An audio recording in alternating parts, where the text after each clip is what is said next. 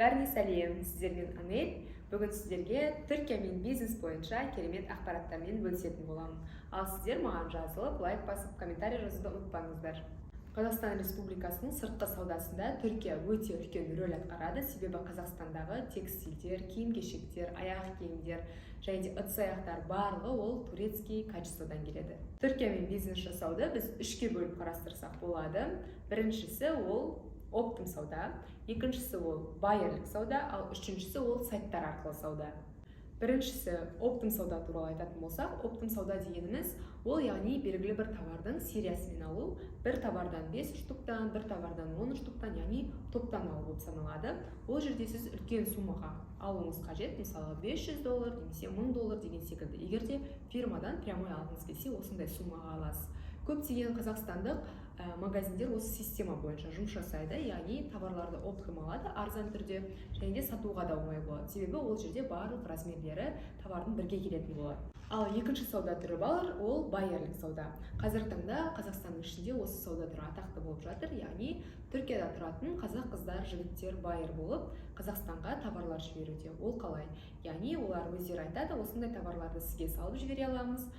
Ал сіз Қазақстанда отырып, ол Түркиядағы қазақ қыздарға немесе жігіттерге тапсырыс берсеңіз, олар сізге оптом алып, товардың качествосын барлығын тексеріп, өздерінің услугасын алып 10% немесе 15% сіздің товарыңызды каргоға дейін жеткізіп, Қазақстанға дейін жеткізіп беретін болады. Менің өзім де олайынан байерлік саудамен айналысып көргенмін Стамбул қаласында. Яғни бұның өзі тиімді, егер де сіз ең алғашқы бизнестің табалдырығын бастайтын болсаңыз, жинаған шамалы вложение ақшаңыз болса, бұл сауда түрі де тиімді болып саналады. Үшінші сауда түрі бар, ол қазіргі таңда атақты болып жатқан сайттар арқылы. Яғни Түркияның ішкі сайттары арқылы өзіңізге кез келген керекті товарларды алдырта аласыз. Мысалға, Түркияда атақты болып жатқан сайттар ол Trendyol сайты, Hepsi Burada сайты және де аяқ киімдердің сайты.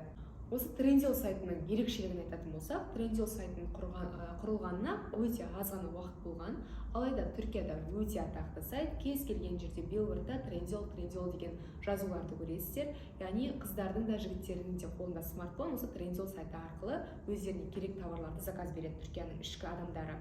Мысалға, ыдыс-аяқтарында, күнделікті жейтін тамақтарында, киім-кешектерінде, яғни барлық товарларын осы Trendyol сайты арқылы өздері алдыртып отырады. Trendyol сайтының негізін қалаған негізінде AliExpress-тің басшылықтары, яғни осы Trendyolға вложение құйған.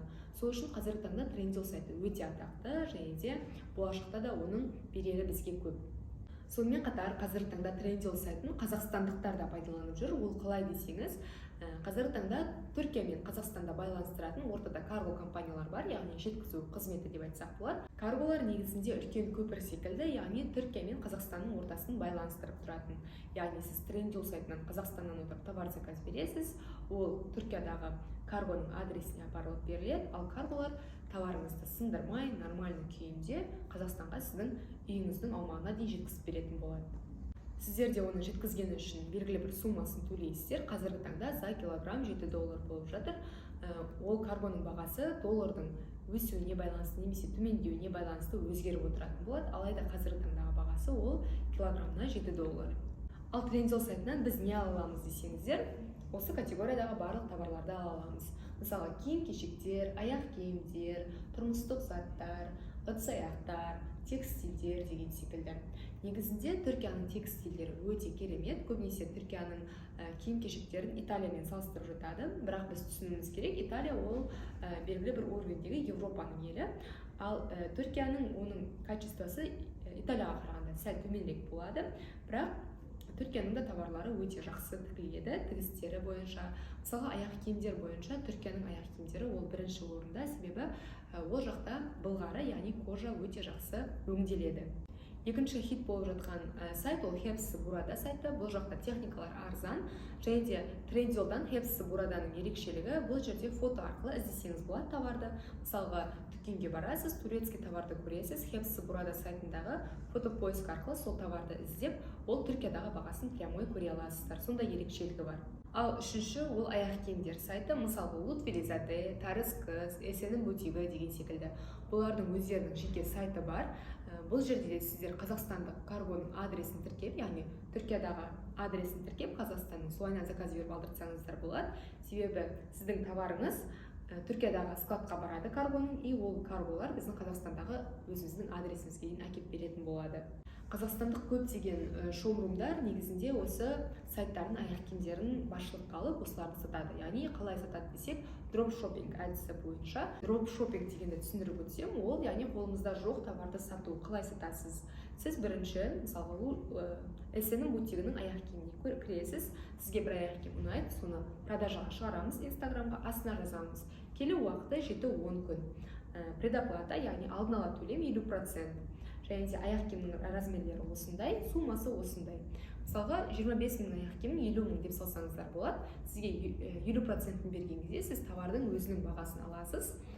Сол товардың бағасын ақшасын алып, сайттан аяқ киімді сатып аламыз. Одан кейін аяқ киім келгеннен кейін клиентке товарды тапсырған кезде қалған 50% ақшасын аламыз. Сонда біз бірге бір пайда көретін боламыз. Бұл әдісті дропшоппинг деп аталады. Біздің жұмыс жасайтын каргомыз ол Inexport. Қазіргі таңда Inexport'тың бір сөзбен айтқанда барлық қалаларда складтары бар, кейбір қалаларда жоқ, бірақ үлкен қалалардың барлығында складтары бар. Орал, Атырау, Ақтөбе, Шымкент, Тараз, Семей, Алматы, Астана деген секілді көптеген қалаларда бар, және де жоспарда басқа да ауыл аймақтардың ішінде ашылу жоспарда бар. Ал енді видео қызықты болса, менің инстаграм аккаунтыма подписка жасасаңыздар, егер де кім подписка жасайтын болса, соған Trendyol сайты бойынша чек-лист беріледі, яғни ең жақсы магазиндердің спискісі жазылған документ беріледі. Сонымен қатар Түркиямен бизнес бойынша курсқа жазылғыңыз келсе, астыңғы номерге жазсаңыз болады. Видеоның соңына дейін көргендеріңізге үлкен рахмет. Келесі кездескенше, пока-пока.